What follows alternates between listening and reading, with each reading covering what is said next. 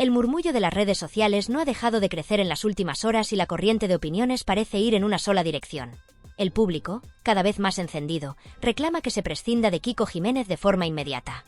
La acusación es clara: desaparecer justo cuando la situación lo exige, rehuir las preguntas y dejar que otros enfrenten el vendaval en su lugar. No son pocos los que recuerdan que, en el pasado, a otros colaboradores se les ha reprochado sin piedad comportamientos mucho menos graves que este, viéndose incluso fuera de la cadena por no dar la cara en momentos decisivos. El caso de Kiko, que en otras circunstancias quizá habría pasado más desapercibido, ha prendido como gasolina en un fuego ya encendido, sobre todo porque su ausencia no fue casual, sino una decisión consciente que él justificó como causa de fuerza mayor. Y ya se sabe que en televisión esa frase, lejos de calmar, solo alimenta la sospecha. La tormenta no se limitó a su figura. Mientras su silla permanecía vacía, el plató vivió una escena de alto voltaje protagonizada por Maite Galdeano. Su rostro, rígido al principio, dejaba entrever el esfuerzo que hacía por no estallar. Respiraba hondo, intentaba disimular contando mentalmente hasta 10, pero sus ojos traicionaban lo que su boca se empeñaba en ocultar.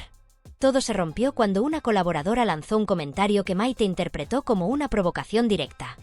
Entonces, en apenas un instante, la contención se evaporó y el tono subió de forma brusca. La tensión se podía cortar con un cuchillo. Hubo quien, desde detrás de las cámaras, aseguró que si la situación se hubiese alargado unos segundos más, aquello habría derivado en un espectáculo mucho más bronco. Y aunque no llegó a desbordarse por completo, sí dejó claro que la frontera entre el intercambio verbal y la bronca desatada estuvo peligrosamente cerca de cruzarse. La raíz de todo este ambiente enrarecido se sitúa en la última emisión del programa Fiesta. Emma García, la conductora habitual, se encuentra de vacaciones, y el relevo lo han tomado dos presentadores que, curiosamente, han demostrado una química inesperada y que varios opinan merecerían otra oportunidad en la cadena más allá del verano.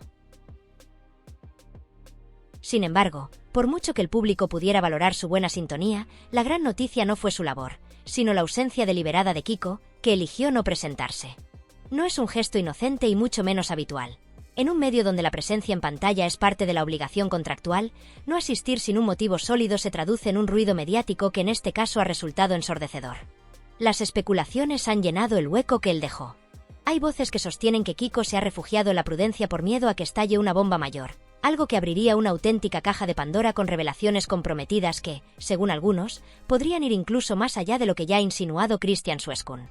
Otros analistas del corazón apuntan a que, más que un temor concreto, se trata de un repliegue táctico para no dar más material a sus detractores, sobre todo ahora que vive una situación muy parecida a la de Gloria Camila. Una familia que, en bloque, se posiciona en su contra y que lo expone a un desgaste emocional constante. Y como suele suceder en este tipo de entornos televisivos, tampoco falta la teoría más cínica: que todo no sea más que un guión encubierto, una maniobra perfectamente calculada para alimentar titulares y, de paso, engordar cuentas bancarias a costa del morbo de la audiencia. Quienes llevan tiempo siguiendo su trayectoria recuerdan que no es la primera vez que Kiko se encuentra en el centro de una tormenta.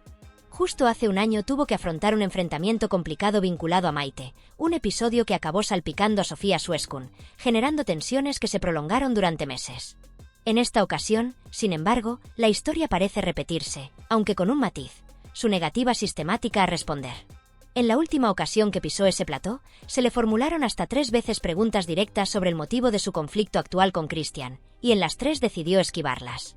Hoy, de nuevo, tenía la oportunidad de aclarar lo sucedido y otra vez optó por el silencio. Es un comportamiento que alimenta la intriga y da pie a pensar que, efectivamente, hay algo que prefiere mantener lejos del foco. Sin embargo, por más que una parte de la audiencia pudiera apreciar y reconocerla con penetración, la buena sintonía y la soltura de los presentadores que se encontraban sustituyendo a la conductora habitual durante su ausencia, lo cierto es que, por encima de cualquier valoración positiva sobre su labor, la noticia que se adueñó de la conversación y que logró eclipsar cualquier otro elemento del programa fue otra muy distinta: la ausencia premeditada de Kiko, un gesto que no puede interpretarse como inocente y que en el contexto televisivo actual resulta cualquier cosa menos habitual. No se trató de un despiste en la agenda, ni de un contratiempo de última hora, ni siquiera de un malestar pasajero comunicado a los compañeros minutos antes de comenzar la emisión. Fue, según todos los indicios, una decisión consciente de no acudir, de no ocupar su asiento, de no exponerse a las preguntas y a la presión mediática de un plató en el que su presencia era esperada y, para muchos, obligatoria. En un medio como la televisión, donde la puntualidad y la disponibilidad son parte del compromiso tácito con el público y con la propia cadena, donde la visibilidad no es solo un valor añadido sino un requisito fundamental, no presentarse sin ofrecer una razón convincente es mucho más que una ausencia. Es un mensaje, un gesto cargado de significado que genera ruido, un ruido mediático tan intenso que en este caso se convirtió en un estruendo capaz de silenciar cualquier otra conversación. Ese estruendo, que en principio podría haberse apagado con una explicación breve, se mantuvo vivo durante horas y luego se propagó durante días, alimentado por la incertidumbre y la falta de respuestas. El hueco físico que dejó su silla vacía fue rápidamente ocupado por algo más abstracto pero mucho más poderoso. Una nube densa de especulaciones, rumores, teorías y suposiciones que se multiplicaban como chispas en un incendio. Entre los comentarios más extendidos se encontraba la idea de que Kiko habría optado por refugiarse en la prudencia, por dar un paso atrás para evitar que se destapara una bomba informativa aún más peligrosa que todo lo que ya se había dicho. Una bomba que podría abrir una caja de Pandora de consecuencias imprevisibles y que, según algunos, contendría revelaciones mucho más comprometedoras que las insinuaciones lanzadas por Christian Sueskun en sus últimas intervenciones.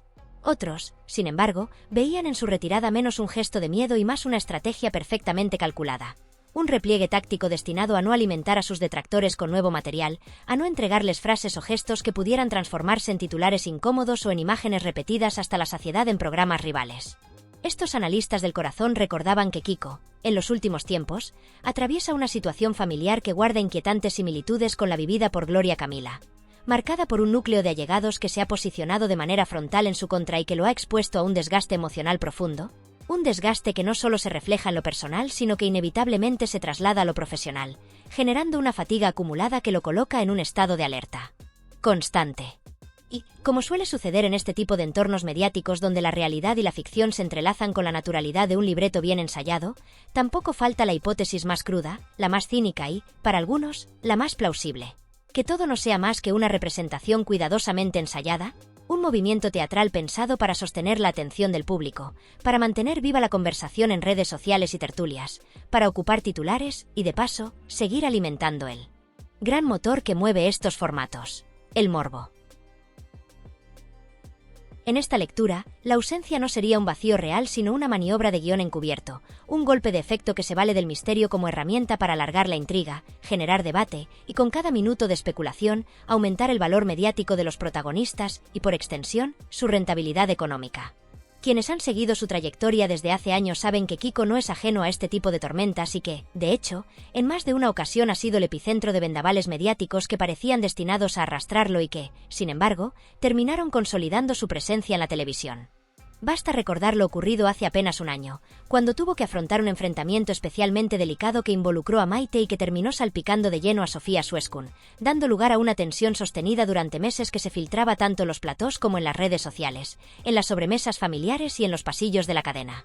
Aquello no fue un episodio menor, sino un conflicto de alto voltaje que dejó huella y que se convirtió en una referencia inevitable cada vez que se analizaba su vida pública. Y ahora, con inquietante similitud, la historia parece repetirse, aunque con una diferencia clave: la negativa sistemática a dar explicaciones. No es solo que evite entrar en detalles o que responda con evasivas. Es que, directamente, rehúye cualquier posibilidad de aportar información que pueda arrojar luz sobre el núcleo de la cuestión.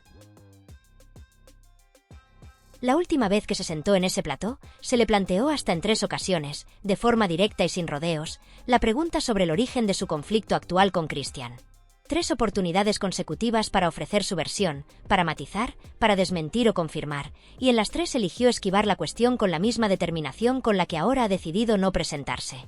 Hoy, de nuevo, se le brindaba el escenario perfecto para hablar, para controlar el relato, para intentar al menos poner fin a las conjeturas, y otra vez su respuesta fue el silencio. Un silencio que, en un contexto como este, no es vacío sino densidad, no es ausencia sino presencia cargada de significado. Un silencio que pesa más que cualquier declaración y que, lejos de apagar el fuego, actúa como combustible. Porque en la televisión, como en la política, callar no siempre significa no tener nada que decir. A veces significa tener demasiado, y elegir que callar es, en sí mismo, una declaración. Y en ese mutismo, en esa retirada medida, está la esencia de la polémica que ahora lo envuelve y que, por lo visto, seguirá creciendo mientras él se mantenga al margen, consciente o no de que, incluso sin pronunciar palabra, continúa siendo el centro absoluto de la conversación.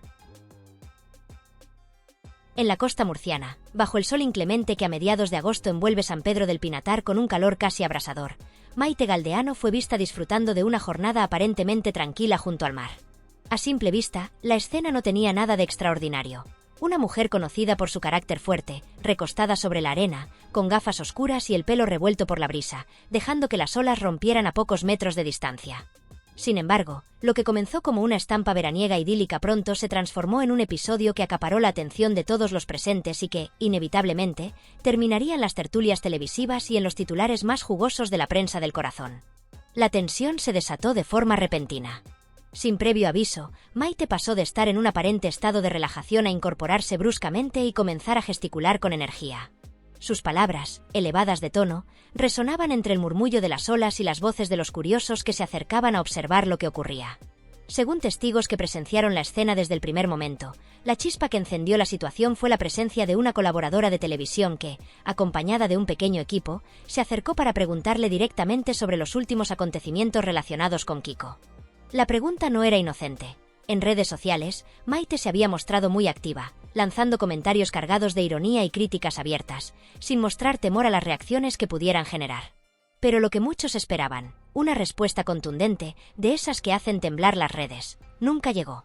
Frente a las cámaras, la actitud de Maite dio un giro radical. Su tono se suavizó, su mirada se tornó más calculada y sus gestos se volvieron menos explosivos. «Estoy bastante bien», aseguró con una media sonrisa, y se definió a sí misma como una persona respetuosa y simpática, subrayando que toda España lo sabía. Un contraste evidente con la imagen de la Maite combativa y deslenguada que había mostrado en el entorno digital. Este cambio repentino no pasó desapercibido. Entre los presentes, las miradas se cruzaban con una mezcla de sorpresa y suspicacia. Algunos interpretaban aquel control como una señal de prudencia. Tal vez Maite, consciente del poder de las cámaras, prefería no alimentar una polémica en un momento poco propicio. Sin embargo, otros opinaban que se trataba de una estrategia perfectamente calculada. Según esta lectura, las redes sociales eran, para ella, un campo de batalla gratuito donde podía lanzar dardos envenenados sin coste alguno, mientras que la televisión, con su alcance masivo, era un territorio que no pensaba pisar sin recibir una compensación económica. En ese sentido, surgió una teoría entre quienes conocen los entresijos del mundo televisivo, que las incendiarias publicaciones de Maite en Internet no eran más que anzuelos para que los programas la llamaran, la sentaran en un plató y le pagaran por hablar. No sería la primera en hacerlo, pero en su caso, la habilidad para mantener el suspense y no soltar la bomba hasta que el contexto y el contrato fueran los adecuados rozaba la maestría. La tensión aumentó cuando uno de los colaboradores intentó insistir con más preguntas, buscando quizás la frase explosiva que encendiera el debate televisivo. Los presentadores, desde el plató, se vieron obligados a intervenir para calmar los ánimos, intentando reconducir la conversación hacia un terreno más amable. Maite, sin perder del todo la sonrisa pero visiblemente incómoda, insistía en que llevaba un año rechazando ofertas televisivas y que solo hablaría cuando ella lo decidiera. Pero esa declaración, que pretendía proyectar independencia y control, fue interpretada por algunos como una confirmación velada de que, en realidad, lo que faltaba no era disposición sino una cifra atractiva en un cheque. El instante más decisivo y revelador de toda aquella tarde tuvo lugar justo en el momento en que los presentadores, con la habilidad que da la experiencia y la intuición de años frente a las cámaras, decidieron lanzar una propuesta que, en apariencia, parecía sencilla y amigable, pero que en realidad escondía múltiples intenciones. Le sugirieron a Maite, con una mezcla de cordialidad y astucia, que aceptara la invitación a acudir al plató para poder explicar con calma y en un ambiente relajado su versión de los hechos, la verdad que hasta ese momento había permanecido oculta tras un muro de silencios y ambigüedades. Era una invitación que pretendía abrir la puerta a un diálogo más profundo, a un momento de sinceridad televisiva que, al fin y al cabo, siempre se espera de figuras públicas con tanta presencia mediática como ella. Sin embargo, el significado de aquella invitación iba mucho más allá del simple gesto amable. Era un toque de atención, un tanteo para medir su disposición, y quizás también una prueba para tantear hasta dónde estaba dispuesta a llegar, qué precio estaba dispuesta a pagar para seguir siendo noticia y mantener el interés de la audiencia. La respuesta de Maite fue inmediata, tan espontánea como contundente, y no solo se limitó a sus palabras. Su lenguaje corporal, ese pequeño gesto casi imperceptible que podría pasar desapercibido para un ojo inexperto, lo dijo todo. La expresión en su rostro se tornó en una mezcla sutil de ironía y rechazo que dejó claro, sin necesidad de muchas explicaciones, que para ella la palabra invitar equivalía en realidad a gratis, y que en ese terreno ella no estaba dispuesta a transitar ni un solo paso. No era una mera negativa superficial, sino una especie de declaración tácita de dignidad y valor personal, un recordatorio de que su presencia, su historia y su verdad tenían un precio que no estaba dispuesta a regalar. Aquella postura transmitía la idea de que en su universo mediático todo se mide en términos económicos y de conveniencia, y que cada aparición pública era un contrato implícito, un acuerdo donde se pagaba por cada palabra, por cada revelación, por cada minuto en pantalla.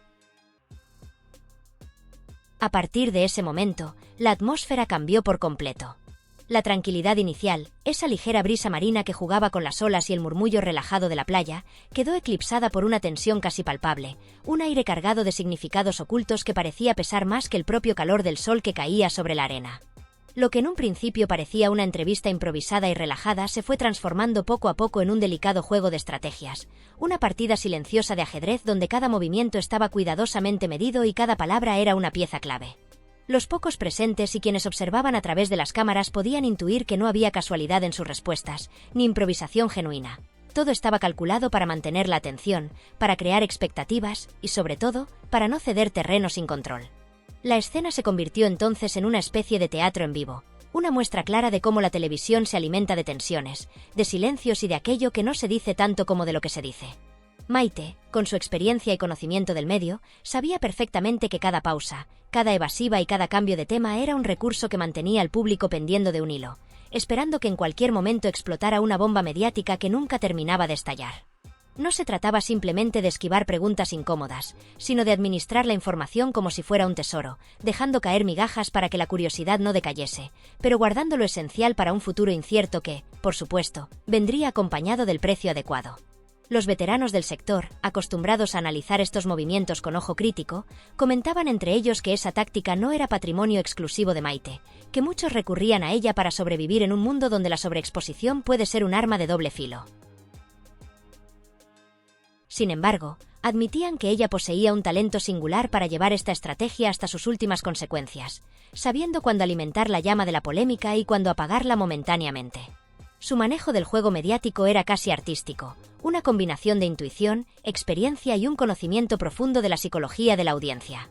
Comprendía que la curiosidad del público era insaciable, que el morbo era un motor poderoso, y que mantener el misterio podía valer más que cualquier confesión inmediata. Esa habilidad le permitía no solo conservar su relevancia, sino también negociar desde una posición de fuerza cada aparición, cada entrevista y cada exclusiva. Finalmente, la conversación llegó a su punto y final con una frase que, aunque aparentemente sencilla, resonó con un peso mucho mayor del que podía parecer. Un ya veremos que sonaba menos a una promesa y más a un cierre meditado, a una puerta entreabierta que se dejaba abierta solo para mantener viva la expectativa sin comprometerse a nada concreto.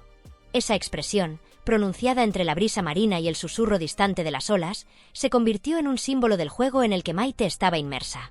Mientras quienes la rodeaban intentaban captar cada matiz de su lenguaje, lo único claro para todos era que, una vez más, ella demostraba su dominio absoluto sobre el tablero mediático donde se entrecruzan el ego, la estrategia, el dinero y el espectáculo. No importaba si estaba bajo el sol abrasador de una playa o rodeada de focos en un estudio de televisión.